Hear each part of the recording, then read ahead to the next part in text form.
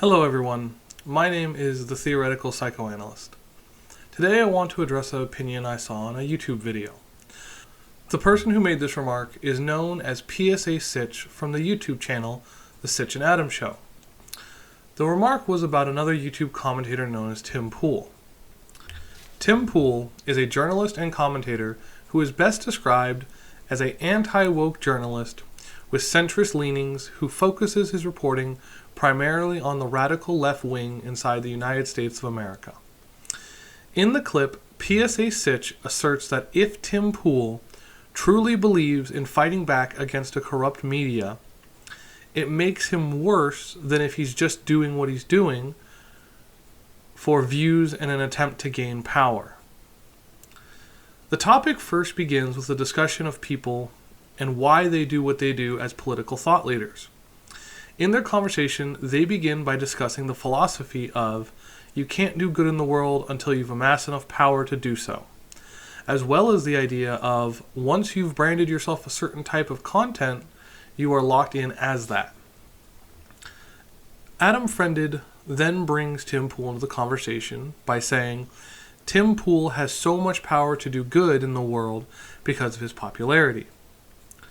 PSA Sitch then counters with, this is the rationalization one makes. If I get more power, I can do more good because I'll have a bigger audience.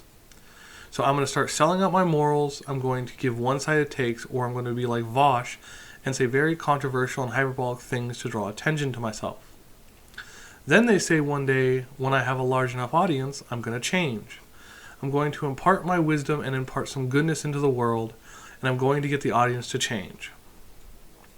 Just so we're clear, here are the clips so that no one thinks I'm taking their words out of context. The woke stuff is super scary. It is super scary because you just realize, you hang out with enough people and you realize this is animating this person. Right. This way of looking at the world is animating this person. We'd talked about doing the Charlie, well, I don't know Charlie's last name. Charlie, he's the Charisma on Command guy. Yeah. He did an interview with Vosh, and Vosh, you could see in that interview Vosh being completely animated by his ideology. And that's one of the things that I found super fascinating about it.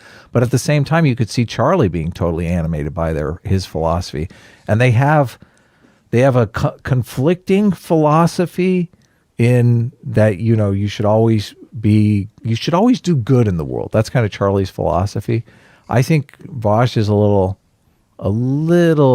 flexible on that one, but they share this ideology that you can't do good in the world until you grab attention. So while Charlie doesn't necessarily like what Vosh is doing to grab attention, he respects the fact that must be done. Otherwise, you're not going to be able to do good in the world.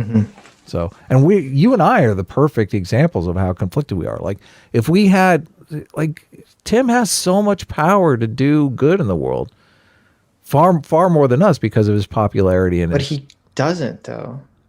This is the audience. Problem. Right. This is the problem this is the rationalization everyone makes. And this is the trap.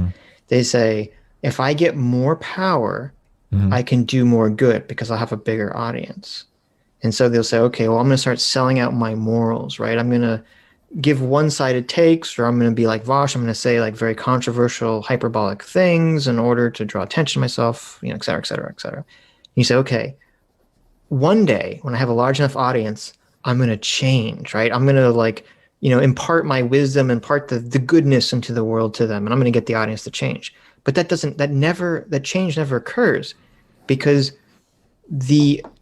what they don't understand is that the audience becomes their jailer, becomes the thing that shackles them down. That's a great way to put it, man. And because Tim, I don't know I don't think this is true with Tim.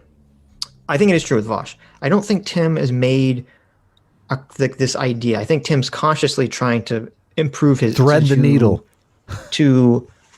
No, I think Tim is consciously trying to be popular and trying to grow his audience. I think that's intentional. I don't think he's doing it with this idea that he's going to bring about some positive moral change in the world, and that justifies him doing bad stuff. Before I go into that, the Tim thing, I think the Tim's greater good is fighting the media. I think Tim does ultimately think the media has changed into political propaganda.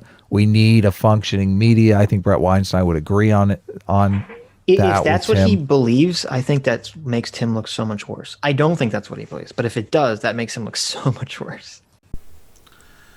My issue with this is PSA Sitch seems to be inferring that it's somehow worse for Tim Pool to believe that the media is corrupt and to try and fight the media and base his platform and coverage around that idea.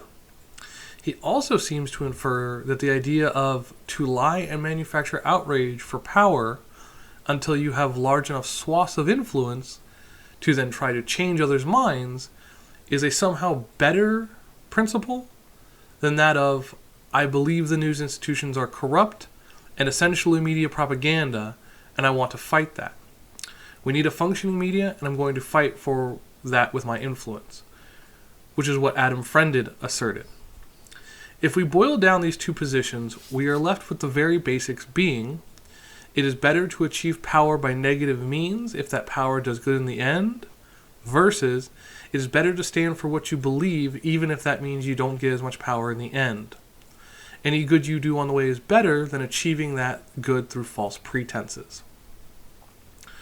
Morally speaking, I would say that it is clear which of these ideologies is superior to the other. One involves deceit, while the other does not.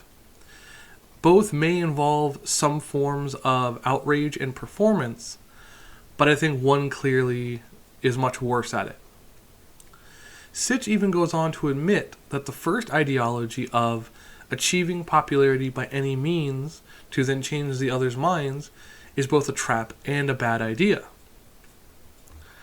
It makes me wonder how he then asserts that that's still a better idea than the other.